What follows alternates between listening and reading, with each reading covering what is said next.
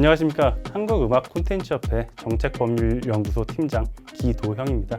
저는 K-팝이나 K-컨텐츠가 지속해서 발전해 나갈 수 있는 기반을 마련하는 역할을 하고 있습니다.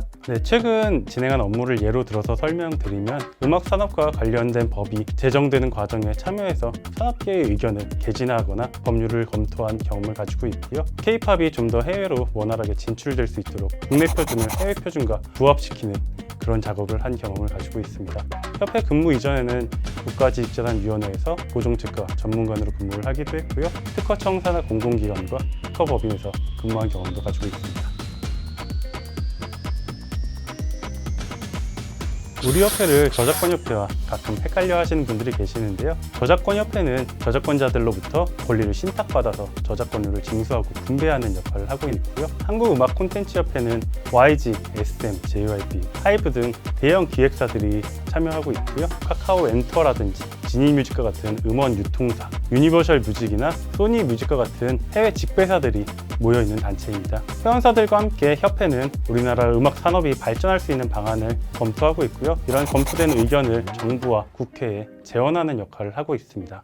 또한 전 세계 K-팝의 판매량 등의 데이터를 수집해서 서클 차트를 운영을 하고 있고요. 차트 데이터를 기반으로 해서 매년 서클 차트 뮤직 어워드라는 시상식도 개최하고 있습니다. 온오프라인에서 음반을 구매하신 분들은 아실 수 있는데요. 그 음반을 구매하는 사이트에서 보시면 서클 차트 집계에 반영됩니다 라는 문구를 확인하실 수 있습니다. 이런 문구는 해외 사이트에서도 확인하실 수 있는데요. 이와 같이 K-팝 앨범이나 스트리밍에 대한 내용들이 집계돼서 그 내용을 차트로 제공하는 것이 서클 차트입니다. 음악도 지식재산권으로 데이터 분석에 따른 향후 전략 수립이 굉장히 중요합니다. 이를 위해서 특허청에서는 2020년도에 특허 빅데이터 센터를 개소해서 데이터 분석에 대한 효율을 제고한 바가 있는데요. 이런 특허와 같은 경우에는 출원이나 등록과 같은 제도가 있어서 그런 현황을 분석하는 게 조금 더 원활할 수 있지만 저작권은 등록이나 출원과 같은 절차가 필요 없어서 현황을 파악하기가 굉장히 어렵습니다. 이런 점에서 서클 차트가 굉장히 큰 의미가 있다고 생각을 할 수 있는데요. K-팝과 관련된 현황을 모두 다 알 수 있는 데이터이기 때문입니다. 이것뿐만 아니라 그냥 전반에 대한 부분이 아닌 글로벌, 다운로드 등의 세부적인 데이터들도 구분해서 제공을 하고 있어서 음악 산업계에서 종사하시는 분들은 관련 현황을 분석하시는 데 큰 도움이 되는 데이터라고 생각합니다.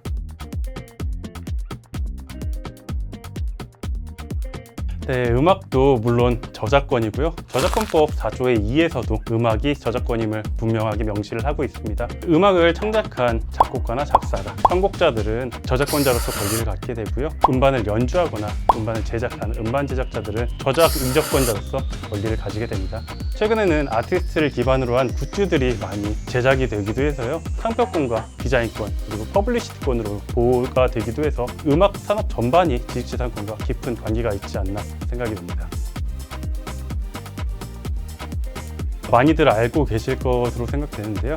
음반 제작자와 아티스트 간의 분쟁이 최근 좀 이슈가 됐었습니다. 아티스트가 소속사를 상대로 전속계약 해지를 주장한 사건입니다. 분쟁에 대한 세부사항은 당사자들만 알고 있겠지만 음악 저작물 사용료에 대한 부분이라든지 관련자들의 상표권 출원이라든지 지식재산권 관련 문제들이 가장 부각이 된 사건이라고 볼 수 있습니다.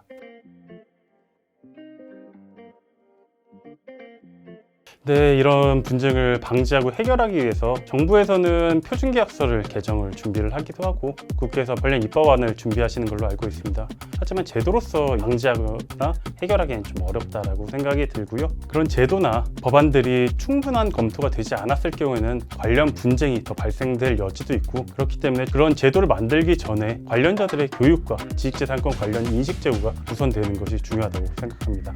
음악산업에서 음반 제작자와 아티스트는 협업 관계입니다. 물론 처음 제작할 때는 제작사가 좀 더 높은 위치에 있을 수 있고 아티스트가 잘 되는 경우에는 아티스트가 좀 더 높은 위치에 있을 수는 있을 것 같습니다. 음반 제작자와 아티스트에게 음원 관련 수입이 어떻게 분배되는지 등을 설명하게 된다면 그거에 대한 불필요한 오해가 생기는 것을 방지할 수 있을 것이라고 생각되고 불공정 계약이 발생되는 것도 방지할 수 있을 것이라고 생각됩니다.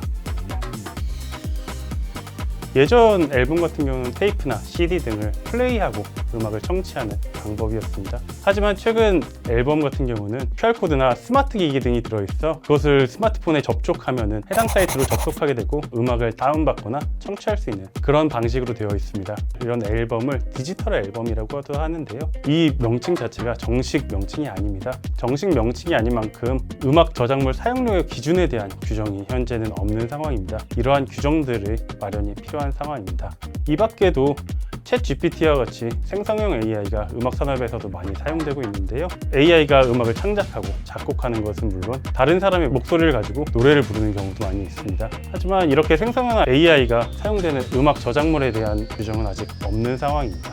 이러한 이슈가 있을 때마다 섣부른 제도를 만드는 것보다 산업계와 정부가 충분히 논의하고 의논해서 산업이 발전할 수 있는 방안으로 제도가 수립되었으면 좋겠습니다. 제가 생각하는 지식재산은 신발이라고 생각합니다. 제가 지식재산도 좋아하고 신발도 좋아하고 이런 공통점도 있지만요. 나를 보호해주기도 하고 내 능력을 이끌어내주기도 하고 그리고 내 개성을 나타내주기도 하기 때문입니다. 신발이 없어도 지식재산이 없어도 살 수는 있을 것이라고 생각합니다. 하지만 현대사회에서 잘 살기 위해서는 꼭 필요한 두 가지라고 생각이 듭니다. 많은 분들이 지식재산에 관심을 가지고 더 잘 살기 위해 모두가 노력해 주셨으면 좋겠습니다.